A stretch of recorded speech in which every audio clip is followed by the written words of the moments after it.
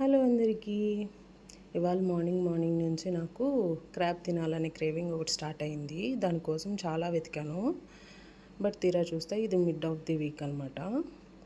So ఎక్కడ చూసినా market ఉండదు. సో ఏం చేస్తాం, ఇంకా యాప్స్ మీద డిపెండ్ అవుతాం. ఉన్నాయి కదా Licious and fresh to home. So fresh to home prefer చేశాను నేనైతే. సో అందులో కూడా చూస్తేనేమో క్రాబ్స్ లేవు, అవుట్ ఆఫ్ స్టాక్ ఉంది. ఏం చేస్తాం, అప్పుడు ఫిష్కి షిఫ్ట్ అయ్యింది నా క్రేవింగ్ మళ్ళీ.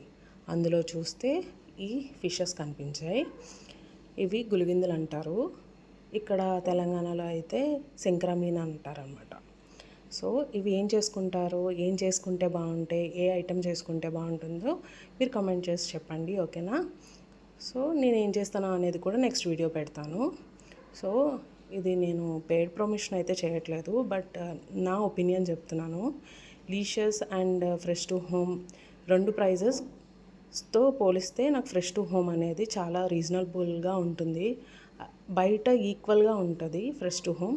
లీషియస్ కొంచెం ప్రైస్ ఎక్కువ అనిపిస్తుంది. సో నేను ఫ్రెష్ టు హోమే ఎక్కువ ప్రిఫర్ చేస్తాను అనమాట. మరి మీరేది ప్రిఫర్ చేస్తారు? కమెంట్ మీ బిలో.